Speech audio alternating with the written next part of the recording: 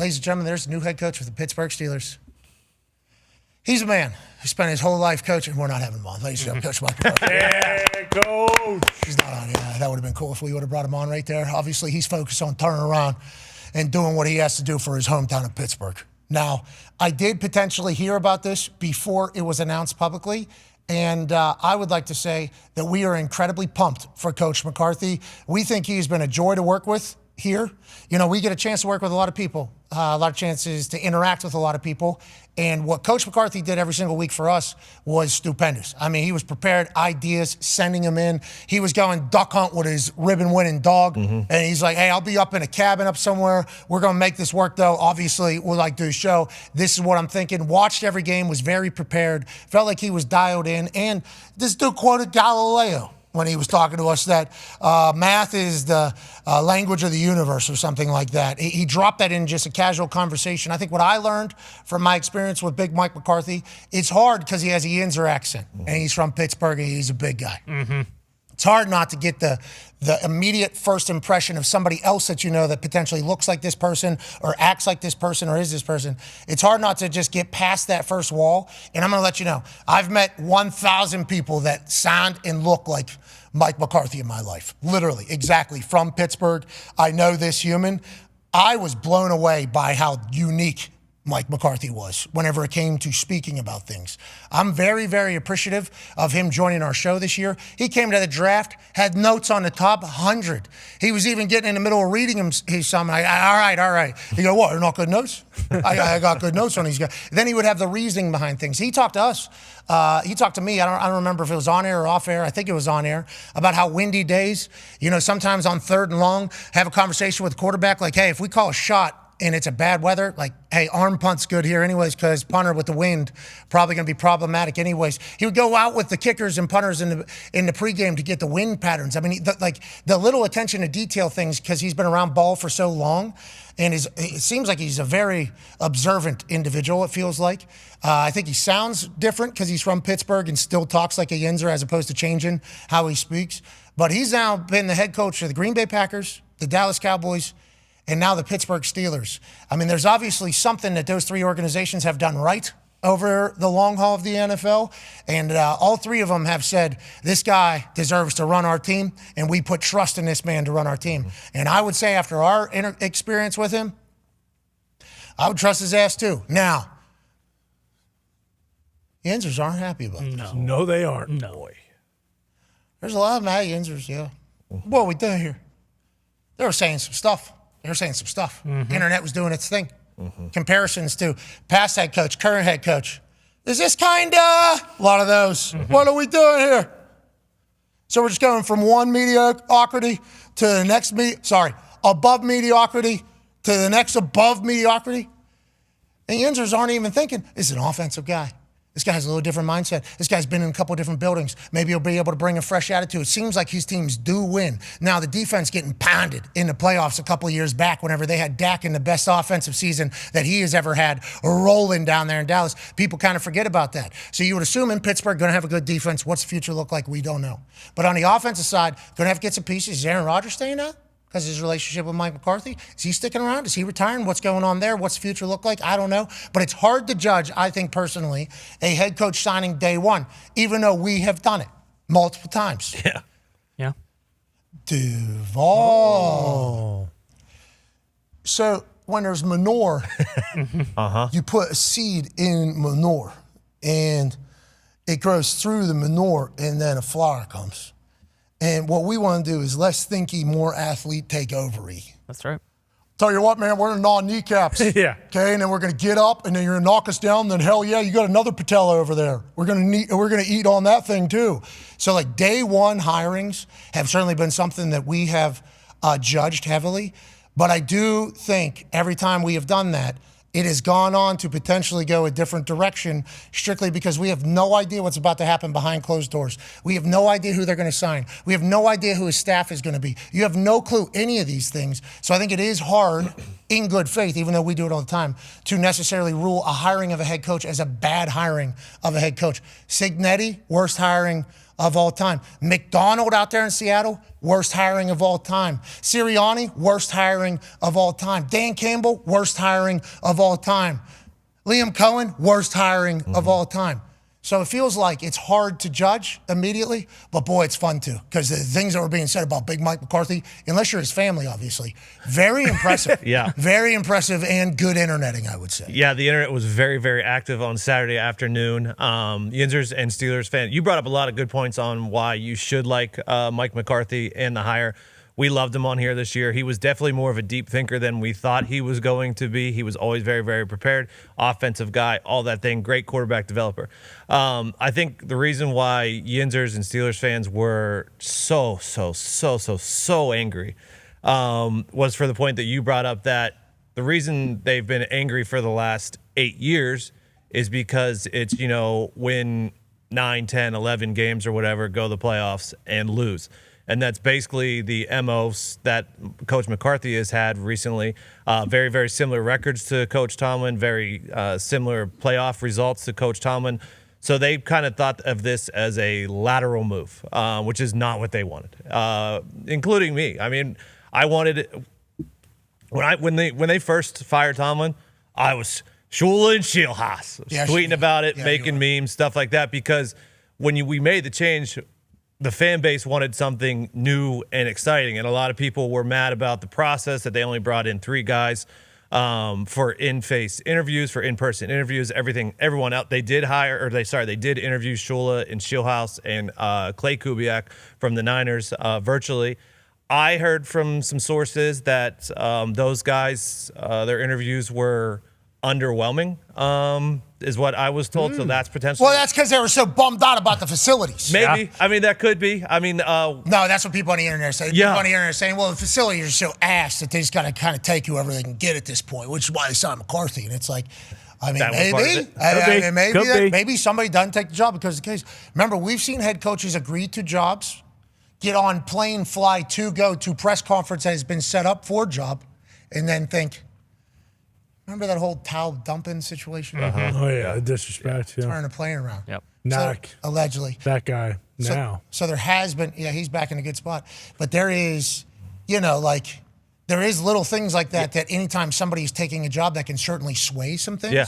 So does that potentially go like, I have a hamstring like your James Harden or whatever because you don't want to get the job maybe? Who knows? But it was interesting to hear that you heard, not me, I'm not, hey.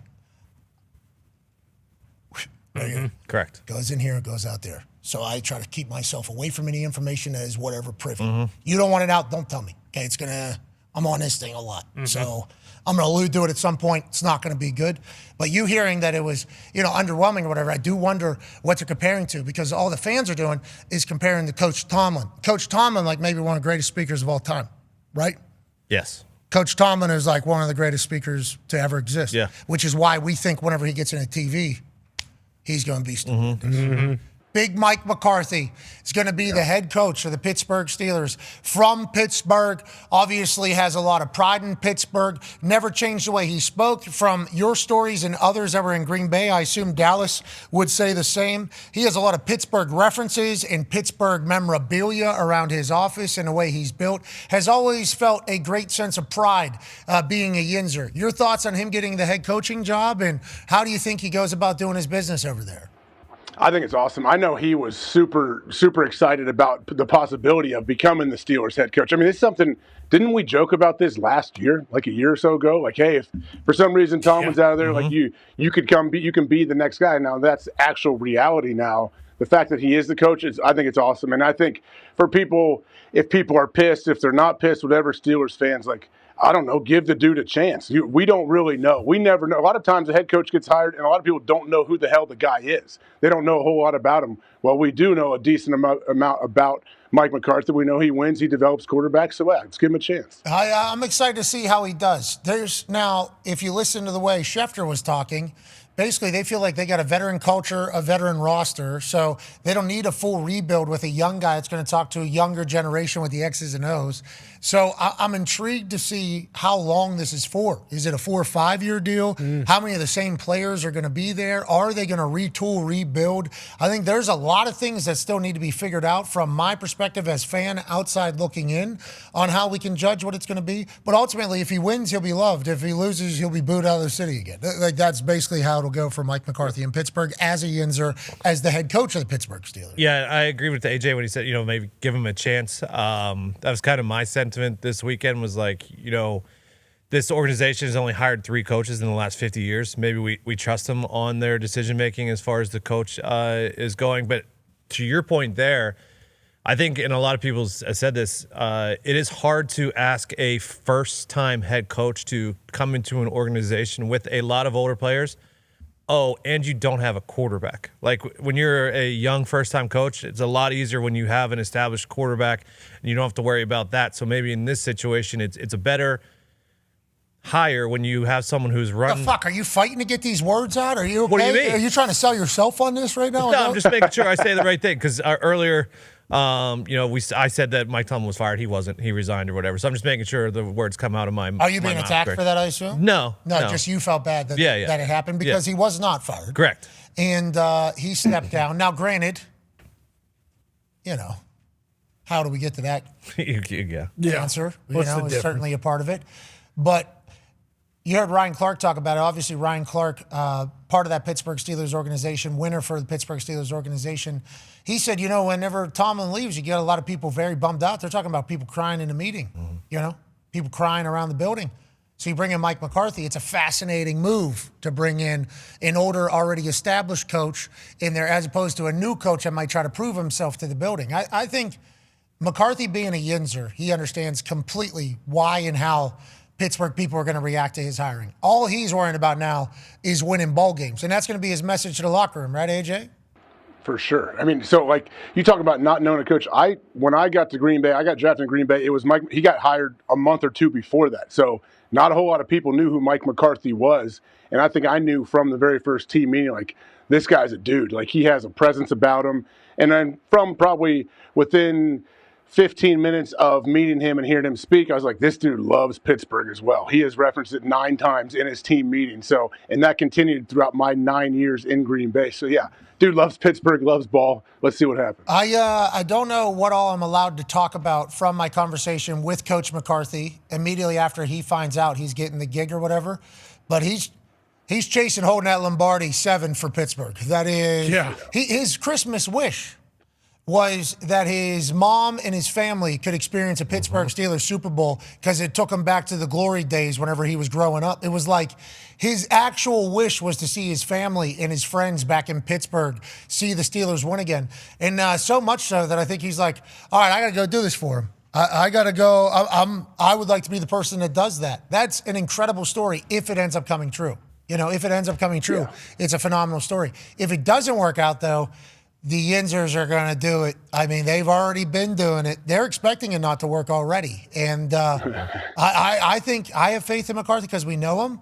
But winning in the NFL is hard, man. It is very hard, even though they're already the AFC North champs still. Yeah, very hard. But also, as much as the Lombardi is a massive deal, and that is, of course, what you are trying to do. Like Pittsburgh, Tony, and you can let me know if I'm wrong, but like you guys are just looking for wins in the playoffs. Even like even if he goes and they win, a wild card game year 1 or 2, and then a divisional, and then you make a conference title, like even that is a victory. And when you think about Dallas before Big Mike got there, it's kind of similar. Like Dallas was just kind of stagnant with Jason Garrett, the clapper. They weren't, terrible, but they also weren't great. I don't think they made the playoffs in Garrett's last couple of years, so definitely different there because the Steelers have. But like he is kind of used to taking a team that isn't too different than what he is, going to do, and then just making them better and winning 12 games. Green Bay, Dallas, Pittsburgh. 3 legendary cities, Ty Schmidt, to coach. Arguably the three. I mean, maybe the 49ers when you talk about the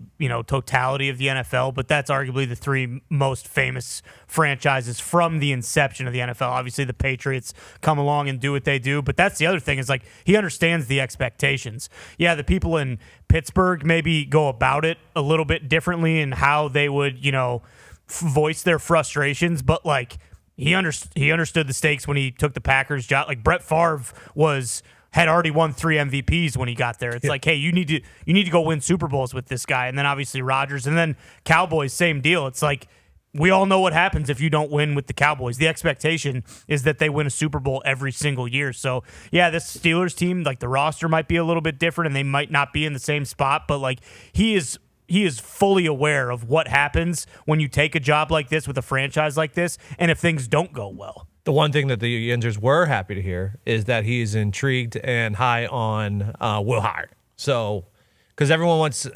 listen, I love Will Howard. We saw him firsthand. We thought he was really, really good in the playoffs. He's a 6th-round draft pick, so a lot of those times those guys don't get shots. But the Yinzer fan base, the Steelers fan base, has wanted to see him get a shot. A 5th-round pick just made a Pro Bowl. Yeah.